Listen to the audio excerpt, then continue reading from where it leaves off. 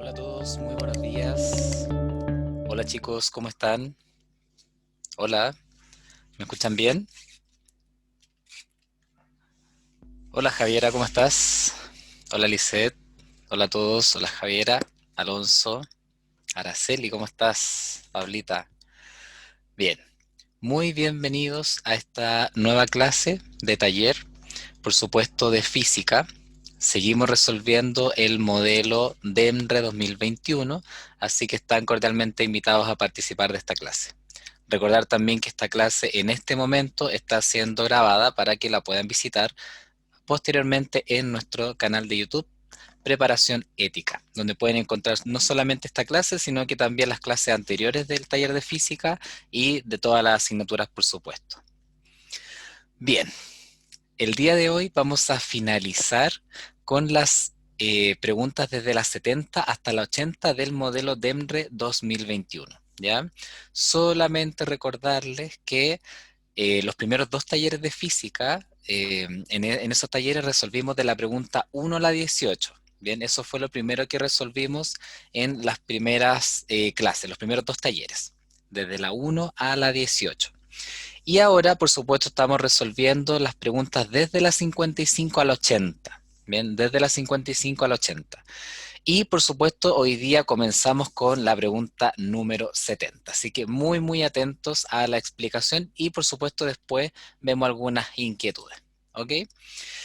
Ya, partimos con la pregunta 70. Entonces tenemos cinco máquinas, M, P, Q, R y S, y todas ejercen torque.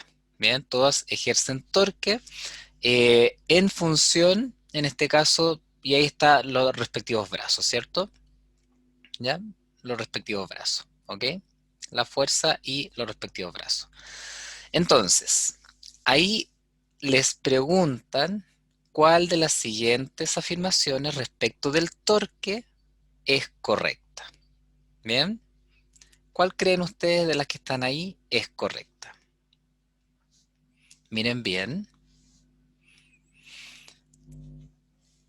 ¿Alguna idea, chicos? Recuerden que pueden ir respondiendo en el chat. Será la A. La A dice S realiza un torque de mayor magnitud que Q. O P realiza un torque de mayor magnitud que Q. M y R realizan el mismo torque. S y P realizan los mismos torques. O M realiza el torque de mayor magnitud de todos. Ya. Alonso dice que es la C. Marcelo también dice que es la C. Bien. Ya. ¿Por qué dicen que es la C? ¿Cómo llegaron a esa respuesta? ¿Cómo se llega a esa respuesta, chicos? Los leo. Muy bien.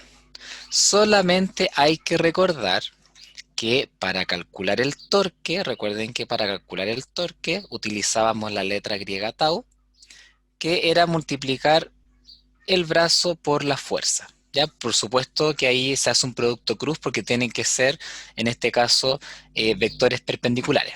Entonces solamente, tal como me respondieron en el chat, se multiplica el brazo, bien, por la fuerza. Y por lo tanto, la respuesta correcta es C. M y R, ya tenemos ahí M que sería 9 por 2, 18 newton metros. Y en este caso, R, 9 por 2 también, 18 newton metros. Así que perfecto. Solamente era recordar cómo se calcula el torque, multiplicando el brazo del torque, por supuesto, por la fuerza en newtons. Bien, y M y R realizan torques de igual magnitud. Eso es todo, chicos, con respecto a la pregunta 70. Muy bien. Ya, comenzamos muy bien el día de hoy. Y muy valientes también, porque recuerden que es muy temprano, un día sábado, así que estoy muy contento de que puedan estar muy atentos a esta clase. Ya, pregunta 71. Recuerden que yo les mencioné en clases, por supuesto, los contenidos, y dentro de los últimos contenidos que ingresan en la prueba de transición universitaria, solo en el módulo electivo, tiene relación con el efecto invernadero, con el cambio climático, ¿ya? Miren la pregunta 71. Dice, respecto del efecto invernadero, ¿qué será correcto? ¿Se debe a que la mayor superficie, ¿cierto?, pavimentada está en las ciudades? ¿Será solo que se debe a que las calles están pavimentadas? ¿Será más intenso en el invierno que en el verano? ¿Hace aumentar la temperatura de la Tierra o no? ¿Se debe solo a la actividad industrial? ¿Se observa únicamente en la Tierra? Ya, acá Paula me dice que la C, Sebastián también dice que la C, Araceli también, Miguel y Lisette dicen que es la C. Respuesta correcta, letra C. Muy bien, chicos, ¿ya? Bueno, primero vamos a ir descartando algunas, porque dice, por ejemplo, dice, la respuesta correcta, ¿hace aumentar la temperatura de la Tierra? Sí, perfecto, ¿ya? Eso sí produce el efecto invernadero. Pero por ejemplo, también da algunas opciones. Dice, ¿se observa únicamente en la Tierra? No. De hecho, nuestro vecino, uno de los más cercanos, ¿cierto? Que es Venus. eh, bueno, Venus también tiene un efecto invernadero muy, muy grande, porque tiene una atmósfera también, ¿ya? Entonces, no solamente está en la Tierra, no, ¿ya? Después dice, ¿se debe solo a la actividad industrial? No. O sea, sabemos que el efecto invernadero se produce por una sumatoria de muchas condiciones, entre ellas la actividad industrial, ¿ya? Así que por supuesto que no. También dice, ¿es más intenso durante el invierno que en el verano? No. No, por supuesto que tiene, en este caso, la incidencia de los rayos en el verano es mayor que en el invierno. Entonces, por supuesto que ahí puede aumentar un poco o también mantenerse durante el año, ¿ya? Y se debe a la pavimentación de las ciudades tampoco, ¿ya? Porque ahí como que habla exclusivamente del pavimento y no, si no tuviéramos pavimento igual habría efecto invernadero, ¿ya? Perfecto, muy bien, vamos bien. Ya, pregunta 72. Pregunta 72 tiene relación con los sismos, con las escalas de medición. ¿Ya? Recuerden que nosotros hace muy poco tuvimos también una clase magistral de sismos, ya con Red Geo Chile, y ahí también pudimos determinar algunas cosas relacionadas con los sismos. Y también en clase estamos revisando, por supuesto, la unidad de sismos, la energía en la Tierra. Ya, aquí habla de dos ciudades, P y Q, que están en distintos continentes y ocurren dos sismos que liberan la misma cantidad de energía. Dos sismos que liberan la misma cantidad de energía. ¿Cuál creen ustedes que es correcta? Pregunta 72. A, B, C, D o E. ¿Alguna idea?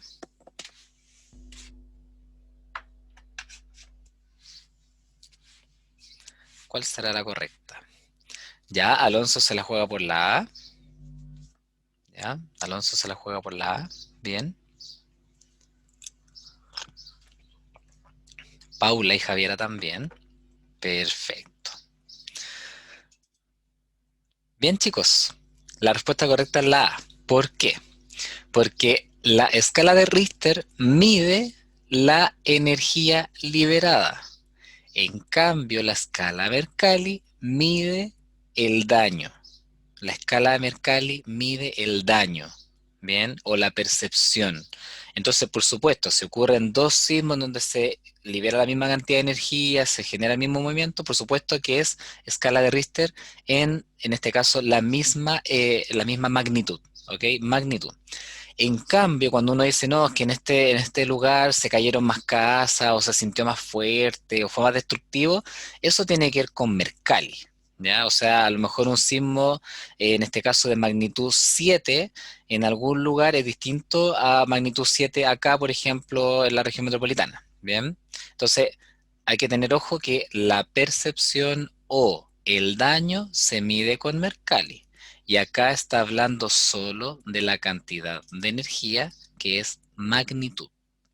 La escala de Mercalli mide intensidad, ¿ya?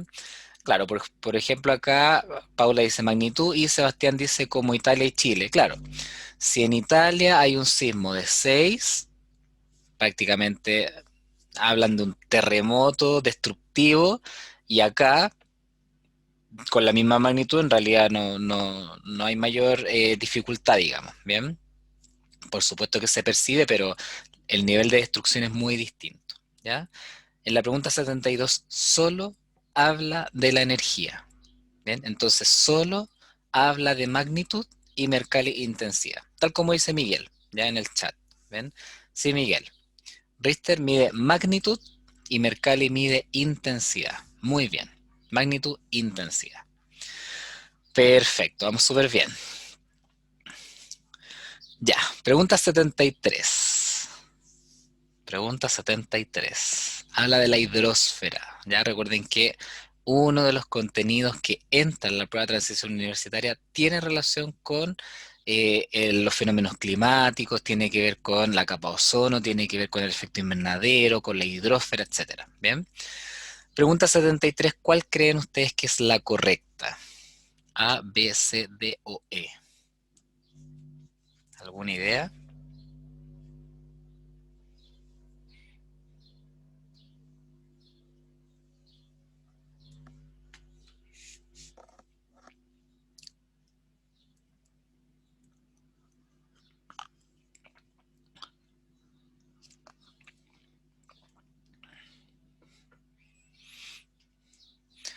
Ya, Lisette dice que es la E, Gabriel también, Paula también dice que es la E. Bien, la alternativa correcta es la E. ¿Por qué? Primero, cuando hablamos de la hidrosfera, no solamente hablamos de agua líquida, hablamos de agua en cualquiera de sus fases. Bien, o sea, está considerada el agua líquida de los océanos, de los ríos, de los mares, el vapor de agua que está en la atmósfera y los casquetes polares, tal como dice Miguel, ¿cierto? En este caso. Bien, entonces la masa se mantiene, solo que va cambiando su fase. El hielo se puede derretir, el agua se puede evaporar, el vapor se puede condensar, etcétera. Entonces acá, por supuesto, no disminuye su masa, no se encuentra solo en fase líquida. Cuando dice es la única capa fluida de nuestro planeta, no, porque ustedes saben que el magma también es un fluido y el núcleo también es un fluido, entonces no, ¿ya? Corresponde a la parte exterior de la geósfera tampoco, no todos lados tenemos parte, en este caso con hidrósfera, también tenemos corteza, entonces hay por supuesto una corteza oceánica, corteza continental, pero no es la parte exterior de la geósfera, no, ¿bien? Entonces solo podríamos asegurar que la hidrosfera y la atmósfera son determinantes para el clima. De hecho, ustedes saben, como dato, que los lugares donde existe mayor humedad en el ambiente se regula más la temperatura. Por ejemplo, en un ambiente seco, ya imagínense un día X, cualquiera, en el norte. En el día pueden haber 28 grados y en la noche pueden haber 2 grados. ¿Bien? Porque un ambiente seco genera una gran oscilación térmica. En cambio, en la playa, cuando uno va, por ejemplo, no sé, al litoral central o a cualquier lugar, la mínima puede ser 20 y la máxima 22. Eso quiere decir que la oscilación térmica es muy pequeña cuando existe mayor humedad. Entonces la hidrosfera, por supuesto que retiene la temperatura, en este caso retiene o mantiene constante o una variación muy pequeña de la temperatura. Entonces es muy importante que recuerden eso. Bien, en los lugares de mayor humedad existe menor oscilación térmica. ¿Queda claro eso, cierto? ¿Sí? ¿Queda todo claro?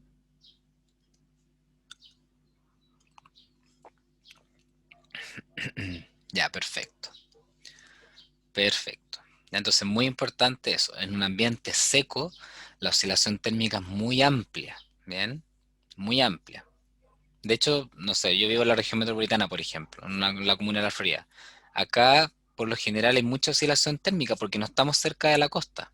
Bien. Entonces, puede que en la mañana existan 2 grados y durante el día pueden haber 30 grados. O sea, la oscilación entre la mínima y la máxima es grande. En cambio, cerca de la costa, la mínima y la máxima son muy similares. De repente la mínima es 10, la máxima es 15. Muy similar, una oscilación térmica muy baja. ¿Bien?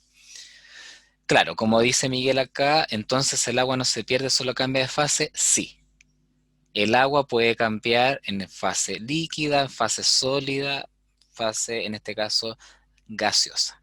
Exacto, muy bien. Ya, pregunta 74 y aquí recién vamos a hacer un pequeño cálculo. ¿Ya? Para esto hay que recordar lo que significa la energía cinética, o también dónde está presente la energía cinética y la energía potencial gravitatoria. Recuerden que para este año, para la prueba de transición, solo entra energía cinética y potencial gravitatoria. Antiguamente se preguntaba la energía potencial elástica. Ahora ya no están los contenidos, solo cinética y potencial gravitatoria. ¿Bien? Ya, entonces vamos a ir respondiendo esta pregunta. Ya, dice desde una ventana, se lanza hacia abajo, bien, un cuerpo de 2 kilos con una energía de 50 joules. Bueno, dice que se lanza desde la mitad de altura, entonces se está lanzando no desde 30 metros, sino que desde 15 metros. Entonces acá vamos a suponer que aquí están los 15 metros. 15 metros. Acá hay una persona y lanza algo hacia abajo. ¿Ya? Y dice que ahí la energía cinética es 50 joules. O sea, lanza con una cierta velocidad, ¿cierto? Para que alcance los 50 joules de energía. Pregunta, si es que esa persona está lanzando un objeto a una cierta altura, ¿qué otra energía tiene aparte de la cinética que está en movimiento? ¿Qué otra energía tiene? ¿Cómo se llama esa energía? Pregunta para ustedes. Tiene energía potencial gravitatoria. Así se llama. Energía potencial gravitatoria. ¿Cómo se calcula la energía potencial gravitatoria? ¿Cómo?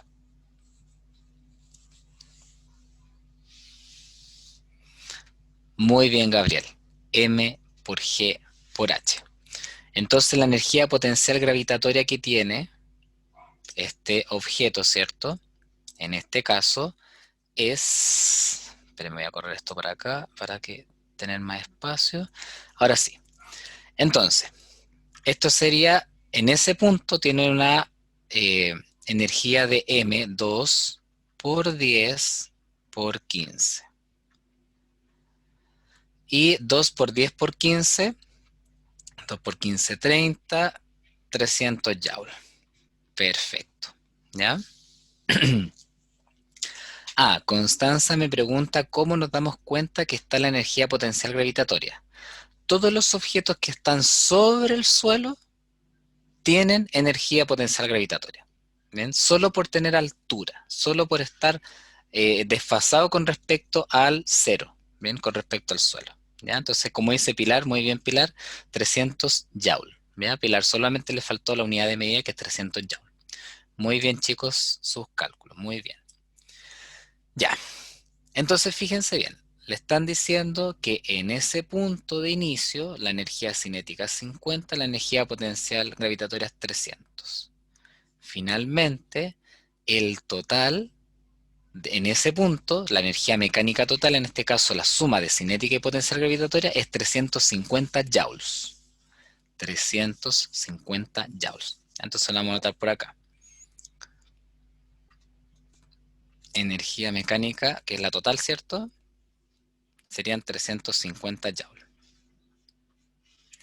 Ya, este numerito es importante porque los 350 joules se tienen que mantener en todo el movimiento.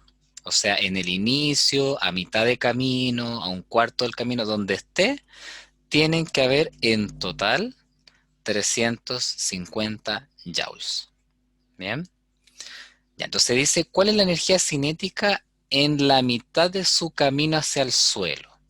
Bueno, entonces vamos a tener aquí en ese punto una energía cinética que no sabemos cuánto vale, pero sí en ese punto podríamos saber la energía potencial gravitatoria, porque tendríamos que decir que en ese punto tiene una masa de 2 kilos, la gravedad es 10, ¿y cuánto vale la altura? A mitad de camino. ¿Cuántos metros de altura?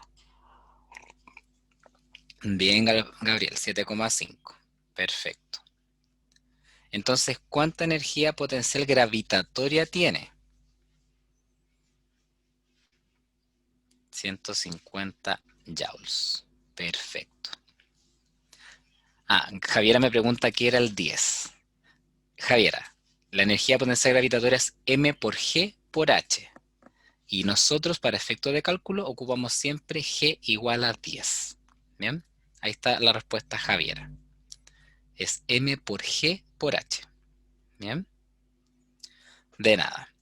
Ya, entonces, como les dije recién, tienen que haber 350 joules en total en todos los puntos. Bueno, si a mitad de camino se le ocurre tener 150 joules de energía potencial gravitatoria, entonces debe tener 200 joules de energía cinética.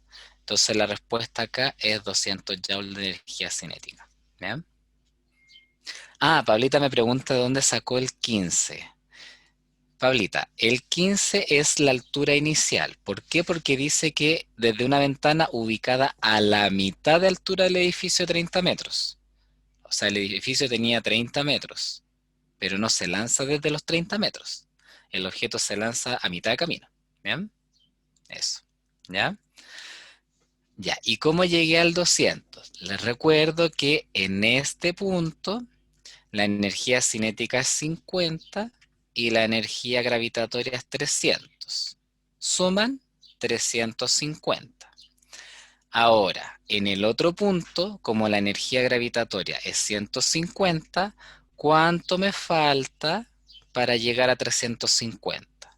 200. 200 más 150 siguen siendo 350 en total.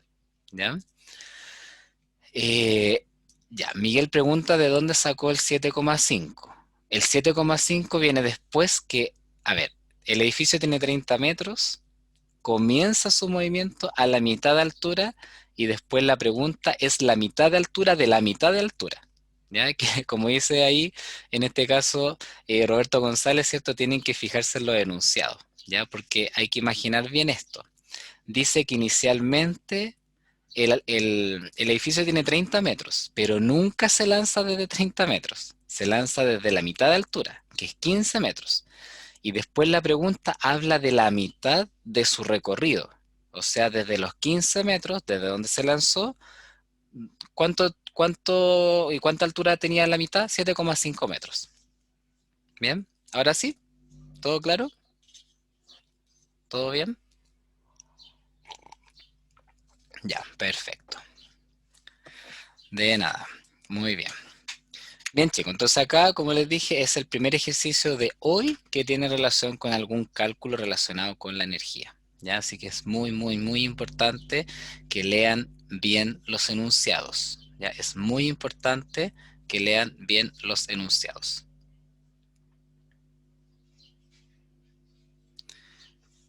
Ya, seguimos entonces. Pregunta 75. Pregunta 75.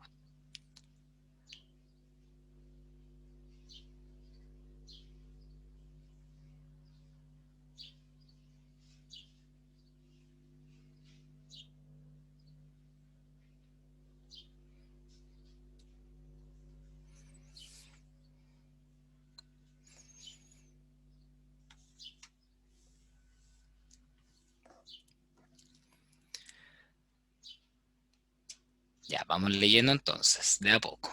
Dice, se tienen tres cuerpos P, Q y R. P, Q y R.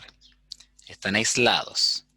Primero se ponen en contacto los cuerpos P y Q.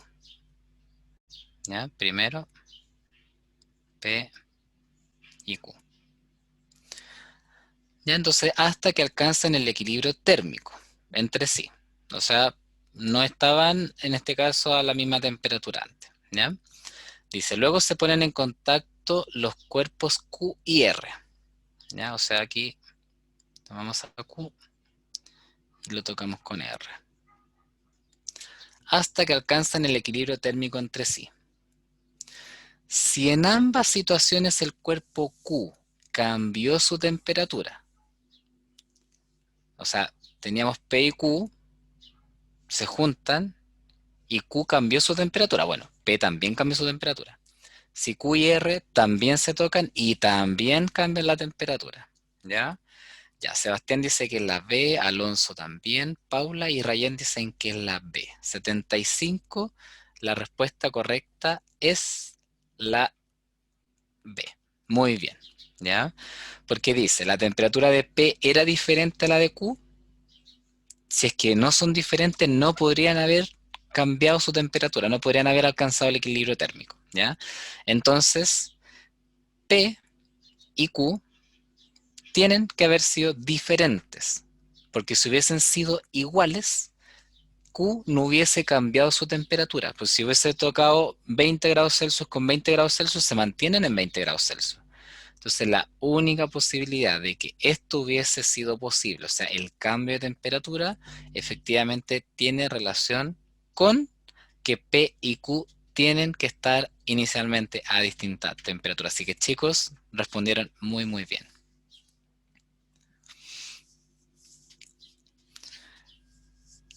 Claro, claro, como dice Miguel, el detalle está en que la pregunta dice inicialmente sí. Bien, está hablando del antes, ¿ya? Está hablando de antes del contacto térmico. Eso es clave. Muy bien, Miguel. Bien, seguimos. Y acá es importante recordar la fórmula de calor, ¿ya? Que tiene que ver con el calor específico, con la masa y con la diferencia de temperatura, ¿ya? Pregunta 76. Dos objetos de distinta masa, distinto calor específico y distinta temperatura se ponen en contacto térmico, de modo que igualan, en este caso, su temperatura, porque van a llegar a un equilibrio térmico, y dice cuál representa las condiciones que debe cumplir uno de los objetos para que pueda experimentar la mayor variación de temperatura. ¿Cuál es el objeto que va a cambiar más su temperatura? Esa es la pregunta. ¿Ven? ¿Cuál es el objeto que más cambia la temperatura? ¿Ya? O sea, si yo emito calor, ¿cierto? A dos objetos, los dos objetos no responden de la misma forma. Va a haber uno que se calienta más que otro. Entonces acá la pregunta es, ¿cuál es el que mayoritariamente, en este caso, cambia la temperatura? ¿Cuál creen ustedes? ¿El que tiene menos masa, el que tiene más masa, el que tiene más calor específico, menos calor específico? ¿Bien? Ya, juéguensela por alguna pregunta, por alguna respuesta.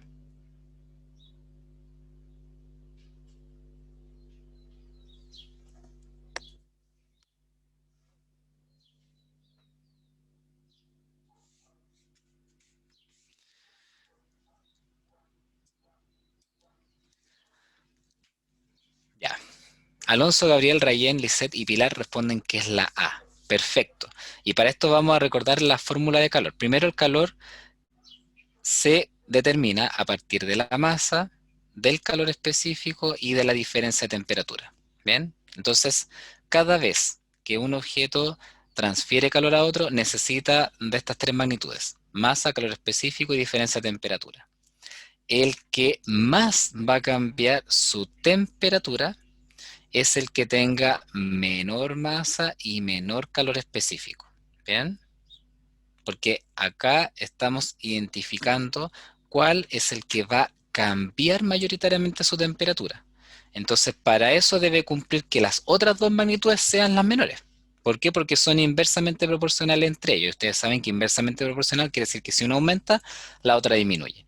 Entonces, para que la variación de temperatura sea la mayor, es la que tiene menor calor específico y menor masa. ¿Bien? Y eso está claro. O sea, por ejemplo, si ustedes quieren calentar el agua de una piscina y el agua de una botella, por ejemplo, por supuesto que si emiten calor, La que más va a cambiar su temperatura es la que tiene menos masa, no la que tiene más masa, ¿ok? Así que ahí es muy importante recordar eso, ¿ok? ¿Todo claro?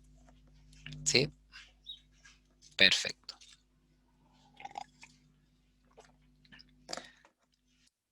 Pregunta 77.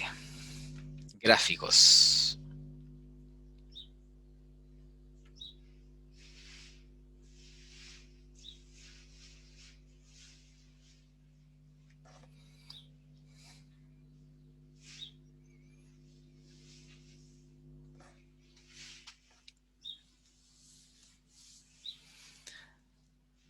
Bien, ¿qué creen ustedes que ocurre con la fuerza a medida que aumenta la distancia?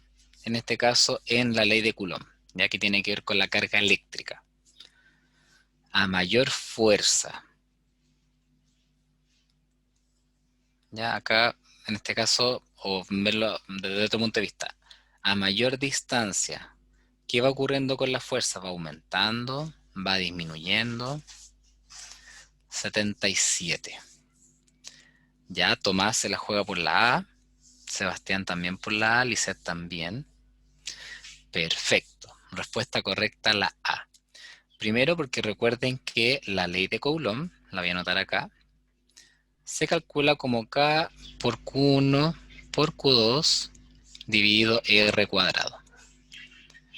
Eso quiere decir que la fuerza, en este caso, eh, va disminuyendo a medida que aumenta el cuadrado de la distancia. Bien, o sea, quiere decir que va disminuyendo con el cuadrado de la distancia. Bien, de forma cuadrática. Eso quiere decir que si el radio aumenta al doble, la fuerza disminuye a la cuarta parte.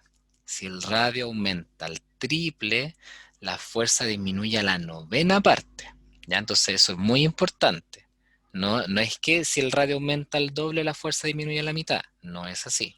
O que si es que aumenta al triple, la fuerza disminuye a la tercera parte. No. Es con el cuadrado de la distancia. Lo que le ocurre a la distancia, a la fuerza le ocurre lo contrario, pero de forma cuadrática. Si el radio aumenta 5 veces, la fuerza disminuye 25 veces. No 5, 25. ¿Sí? Y eso gráficamente se puede establecer con la letra A. Ese es el gráfico correcto de la ley de Coulomb. Así que todos respondieron muy muy bien. Muchas gracias.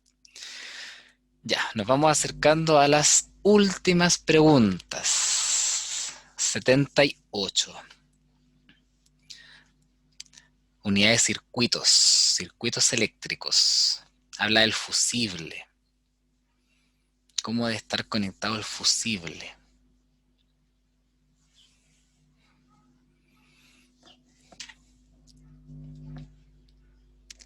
¿Cómo debe ser la conexión del fusible?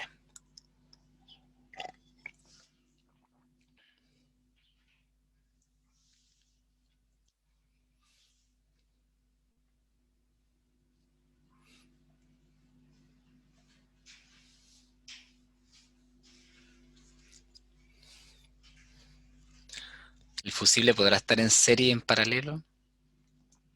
¿Deberá ser solo paralelo? Ya que la resistencia será cero. ¿Solo en serie?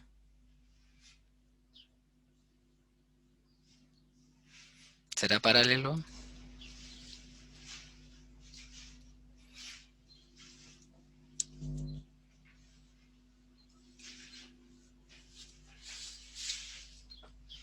Ya. Muy bien, Gabriel. Muchas gracias por su respuesta. ¿Ya? Eh, ya. Muy bien. Ya. Primero, acá habla de un elemento del circuito que es muy específico, que es el fusible.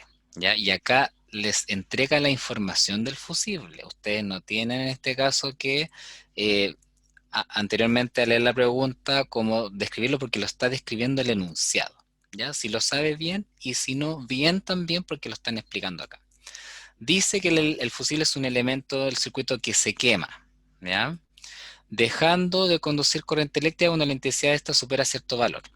A ver, ¿cómo yo puedo identificar eso? Quiere decir que aquí está la casa, por ejemplo, acá está la casa, y la corriente que llega, por supuesto, acá vamos a poner el tendido eléctrico, ahí está el tendido eléctrico. La corriente que llega, por supuesto, a la casa, tiene que atravesar por un fusible. Acá está el fusible, ¿bien? Ahí está el fusible, al inicio. Y ese fusible es el que se sacrifica, ¿cierto? Por todos los elementos que están conectados en paralelo, por supuesto, en la casa. ¿Bien? Entonces la pregunta es, ¿cómo debe estar conectado el fusible? Primero, acá como dice que es el que se sacrifica por todo, entonces la corriente completa tiene que pasar por ahí. Para que toda la corriente pase por el fusible y no por otros lados, tiene que estar en serie. Tiene que estar en serie, entonces no puede estar en paralelo. Se elimina inmediatamente A, B y D. No puede estar en paralelo, porque si está en paralelo, la corriente se iría un poquito por arriba, un poquito por el fusible. Y no, en el enunciado dice que el fusible es el que se quema, ¿cierto?, para interrumpir el paso de corriente, de toda la corriente que está ingresando. Entonces, solo con lo que dice el enunciado, ustedes inmediatamente tienen que poner que en serie, punto, por lo que dice el enunciado. Perfecto. Después dice, cuando se quema el circuito, cuando se quema, en este caso el fusible, que es un elemento, ¿cierto? Si es que se quema, no va a circular corriente por ahí. Y si no circula corriente, no hay voltaje. Porque por ley de Ohm, ustedes saben que el voltaje y la corriente son directamente proporcionales. Quiere decir que si el voltaje se duplica, la corriente se duplica. Bueno, si la corriente es cero, el voltaje es cero. La resistencia acá no juega, la resistencia acá no cambia su valor, ¿ya? O en este caso podría cambiar por la temperatura que tiene, sí, podría cambiar un poco la resistencia si es que es una resistencia no óhmica, pero en este caso está diciendo que por ley de Ohm, que ustedes saben que R es igual a V partido por I, lo que cambia proporcionalmente es el voltaje con la corriente, no con la resistencia, ¿bien? La resistencia se mantiene casi constante si es que es una resistencia óhmica. Entonces, la respuesta correcta es la E. ¿Bien? Y la respuesta es la E por lo que le acabo de decir. O sea, podría haber sido la C o la E por el enunciado, por lo que dice el enunciado, pero efectivamente por ley de Ohm sabemos que lo que se hace cero si es que no hay corriente es el voltaje. ¿Bien? Es el voltaje. Si no hay voltaje, no hay corriente. Es como que ustedes tengan un artefacto que funciona con pilas. Si no le ponen pila, no va a circular corriente, porque a voltaje cero, corriente cero. Eso es todo. ¿Bien? Ya, listo chicos. Todo bien. Seguimos. 79. Seguimos con circuito. Recuerden que a pesar de muchas preguntas que había al principio de que contenido de cuarto medio no entra en la prueba, bueno, electricidad sí entra en la prueba, ¿ya? Y la tabla de especificaciones dice que por lo menos van a haber 4 preguntas de electricidad, ¿bien? Tanto de electrostática como de circuitos, ¿ok? Si es que alguien tenía duda, ahora ya no tiene más dudas. Bien chicos, si por acá están circulando 6 amperes, vamos a hacer el dibujo. 6 amperes por aquí, 3 por acá, 1 por acá. La pregunta es ¿cuánto mide S? ¿Ya? Piensen bien.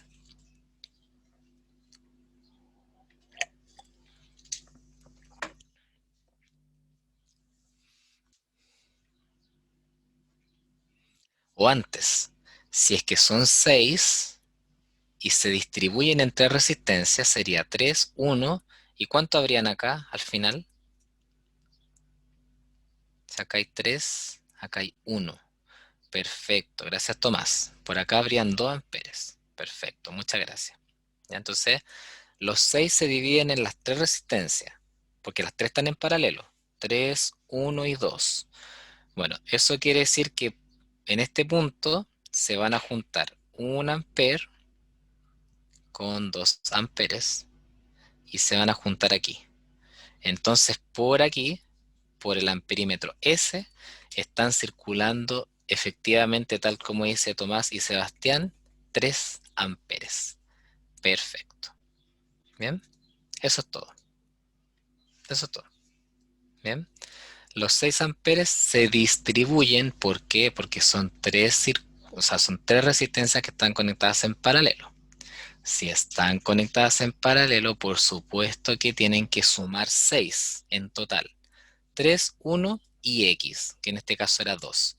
Pero el amperímetro está conectado cuando ya vuelve la corriente de 1 amperio y de 2 amperes. ¿Perfecto? Muy bien. Muy bien, chicos. Sí, Javiera, de hecho, eso te iba a comentar también, porque piensa que este es el modelo oficial del próximo año del ingreso 2021. Eso quiere decir que esta prueba que nosotros ya estamos a una pregunta de terminar la prueba completa de física, es lo más cercano a la prueba de transición universitaria. O sea, este es el tipo de preguntas que va a entrar para tu prueba. ¿Ya?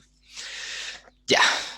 Pregunta número 80 y con esto cerramos los talleres de física de resolución, por supuesto, prueba de transición universitaria, modelos de EMRE. Y es una habilidad de pensamiento científico. ¿Ya? Así que lean bien el enunciado. ¿Cuál responderían ustedes? A ver, voy a evaluar su nivel de habilidad científica. ¿Cuál creen ustedes que es la correcta?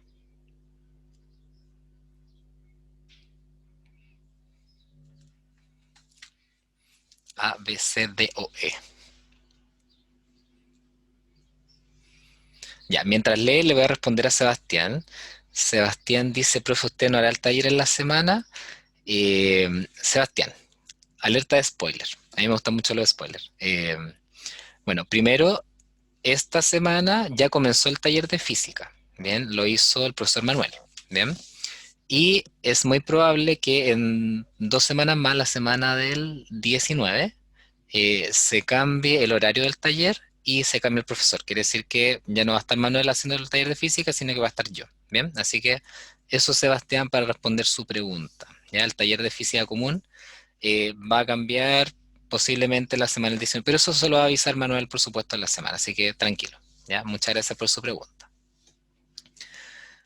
Ya. Alonso se la juega por la D. Paula también por la D, muy bien, muy bien, muy bien, muy bien. Ya, Alonso y Paula se la juegan por la D. ¿El resto? ¿Ninguna? Ya, Araceli también dice que es la D, Tomás también, perfecto. Yanis también, muy bien.